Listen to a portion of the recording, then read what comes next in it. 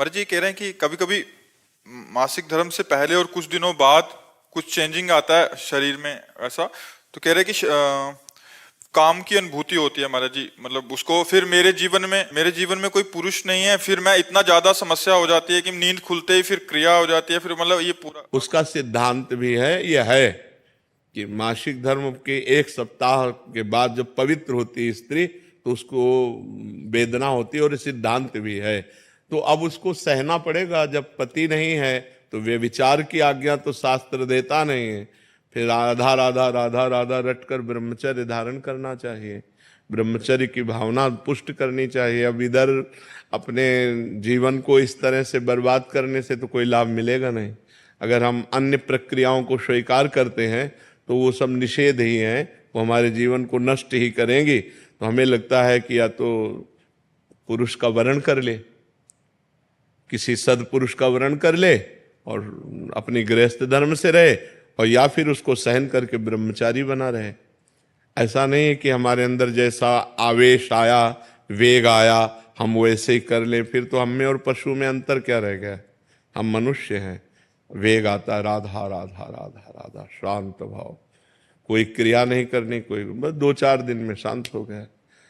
अगर हम अभ्यास करें तो 2 मिनट में शांत हो जाए। ठीक तब होता है जब ज्ञान हो जाता है।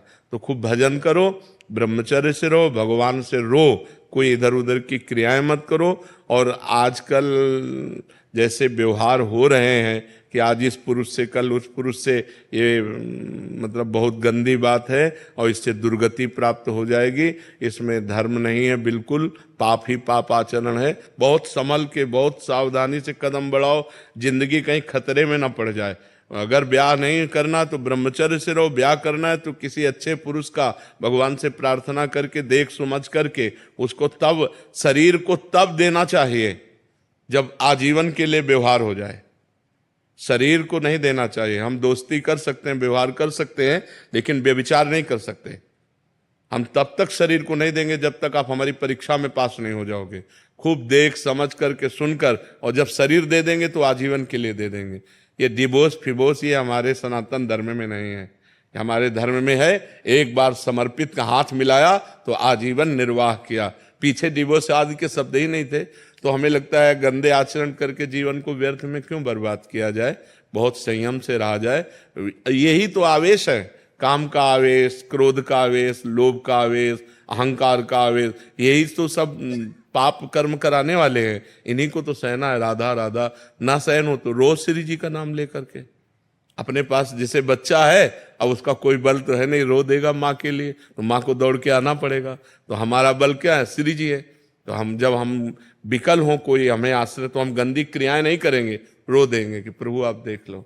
वो जहां रो दिया तो ऐसा संभाल देंगे कि आजीवन संभल जाओगे।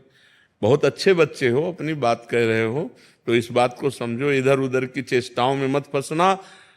पुरुष का वरण करो तो देख समझ के वरण करो, एक बार वरण करो तो आजीवन उसका वरण करो। ये जो आजकल चल रहा है ना, बहुत गंदा चल रहा है, बहुत गंदा चल रहा है। लिव इन रिलेशन, ये सब बहुत गंदा चल रहा है। ये हमारा धर्म नहीं कहता है। बहुत सावधानी से चलो बच्चा, जीवन बहुत कीमती है, इसमें भगवान की प्राप्ति हो जाए, ये बहुत उत्तम बात है। आपने अपनी मन की व्यथा कही हिम्मत करके सबके बीच में, इसलिए हम आपको प्रणाम करते हैं। बस आप अपने संयम से रहना, कोई चेष्टा इधर उधर मत करना, वो धीरे धीरे शांत हो जाए।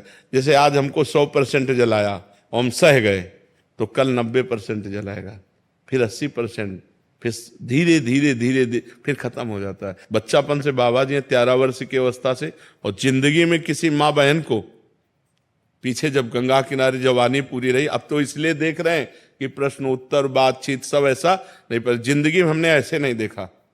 छूना, बातचीत करना, मिलना तो बात जाने दो, ऐसे नहीं देखा, फेस टू फेस नहीं देखा। सदैव ऐसे ही रहे। और गंगा किनारे कौन देखने आता है? खाना तो मिलता नहीं था, रहने का ठिकाना नहीं, गर्मी सर्दी बरसात 20 वर्ष ऐसे काटे। धीरे धीरे धीरे धीरे धीरे तब वही अनुभव कह रहा हूं कि पहले 100%, फिर 90% उसको देखा है, फिर 70%, फिर कम परसेंट होते होते होते अब शांत एकदम। जब शांत हो गया तब सब कुछ मिल गया।